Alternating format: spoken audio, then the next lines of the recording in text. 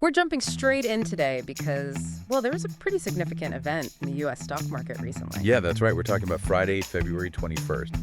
It turned out to be the worst single day for the market so far this year, 2025. Exactly. And we've got some analysis here, mainly drawing from reporting in the Economic Times, which came out right after it happened. And our goal really is to unpack that, what actually happened, and maybe more importantly, what were the underlying reasons. We want to give you a clear sense of the economic factors at play. Without getting lost in the jargon. Absolutely. Keep it straightforward. Okay, so Friday, February 21st, sounds like a rough one for investors.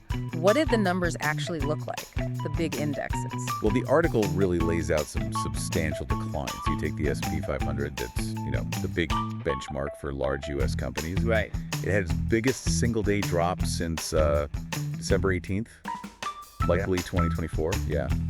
Fell 1.7%. Okay, 1.7%. And wasn't there something about small caps, too? Yeah, the Russell 2000, which tracks those smaller companies, it pretty much fell right in line with the S&P 500. So big companies, small companies, a tough day all around. Right. What about the Dow? The Dow Jones took a big hit, too. It plunged 748 points. Wow. Which works out to about 1.6%. And what's interesting there is the article notes it was the sharpest Friday-to-Friday drop for the Dow since mid-October. Again, probably thinking last year.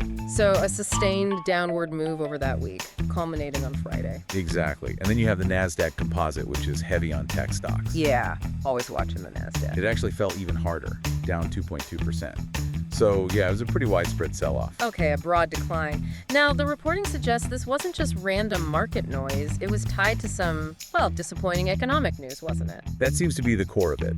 It looks like a confluence of factors really hitting business and consumer confidence quite hard. All right, let's break that down. Business confidence first. Yeah, the article mentions Chris Williamson. He's the chief economist at S&P Global. He talked about a noticeable evaporation of optimism among U.S. businesses. Evaporation. Strong word. It is. He put it down to a darkening picture of heightened uncertainty. That's a pretty direct signal about how businesses are feeling, Definitely sounds like concern there. Darkening picture. And then the consumers. Their spending is so vital for the U.S. economy. Absolutely critical. And the news there wasn't great either. According to Quartz, consumer confidence actually dipped to its lowest level since back in November 2023. Okay, so confidence down. But maybe even more worrying. The report highlighted a spike in long-term inflation expectations. People thinking prices will be much higher down the road. How high did those expectations get? To levels apparently not seen since 1995. 1995. Wow, okay, that's a serious jump in inflation worries. It is, and when people expect higher inflation long-term, they often get nervous about spending now. It dampens that confidence we were just talking about. Right, so businesses are feeling uncertain, consumers are less confident and worried about future prices. Did we see any, hard economic data that backed this up? We did.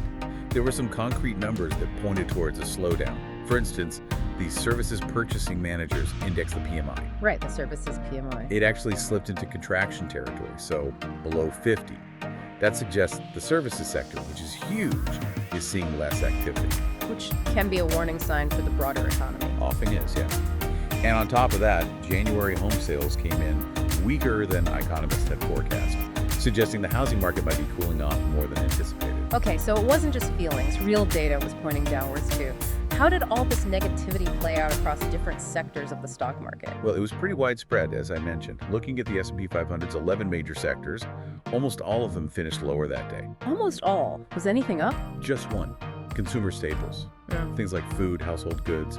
They tend to hold up better when people are worried because, you still need to buy toothpaste. Right, essential. So which sectors got hit hardest then? The biggest percentage losers were consumer discretionary. That's things like cars, vacations, non-essentials people cut back on first. Makes sense. And technology. Ah, tech again.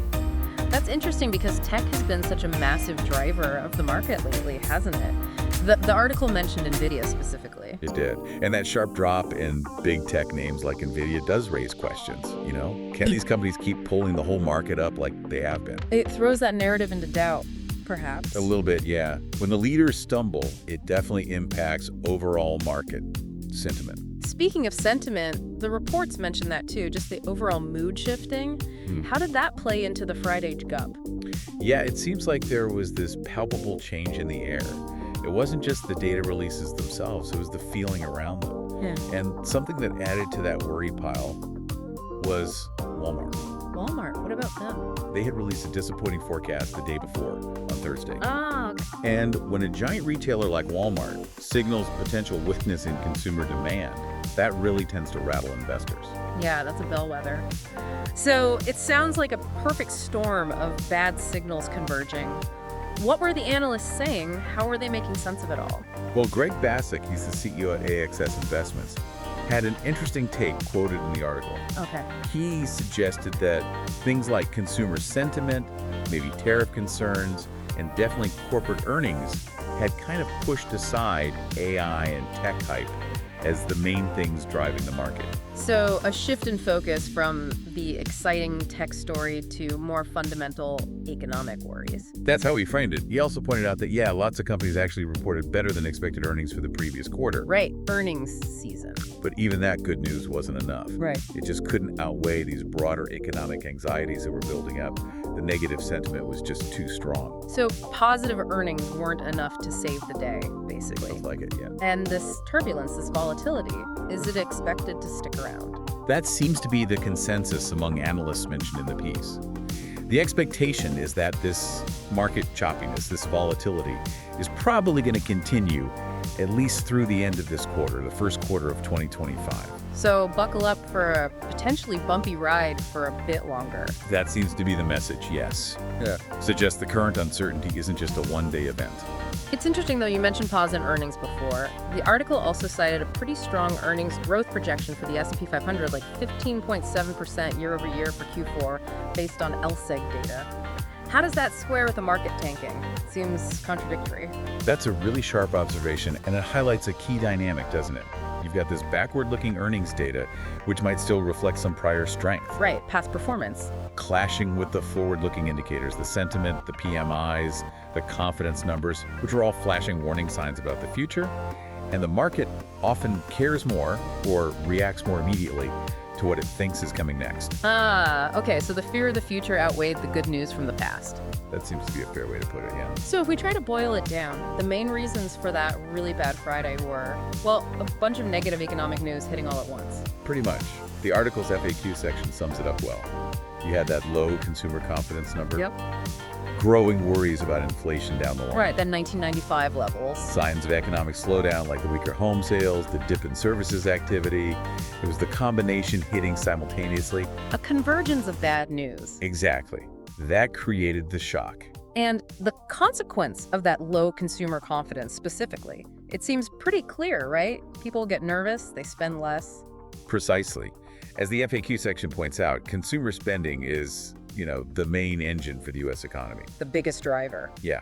So when confidence drops, that engine naturally slows down, and that means slower economic growth overall. It's a direct link. Okay. So bringing this all together from our deep dive today, looking at the news around the market's worst day of 2025 so far, it really seems to stem from this mix of weakening confidence, both business and consumer. Combined with some concrete negative economic data points, and maybe this underlying shift in what the market is actually paying attention to. Less tech hype, more economic fundamentals. That sums it up nicely. All those factors really collided to cause that significant downturn we saw on February 21st. And I guess stepping back, the broader question this raises, maybe for you listening, is given all these factors, the shaky confidence, the worrying data, the market refocusing, what could the longer-term ripple effects be? Yeah, what are the potential implications for the U.S. economy going forward?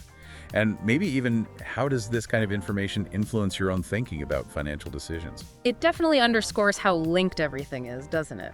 Market sentiment isn't separate from economic data. They feed off each other. They really do. It's not just abstract numbers. It reflects real concerns about the road ahead. A potent reminder, I suppose, that the economy is always dynamic, always shifting, and sometimes, well, unpredictable. Absolutely.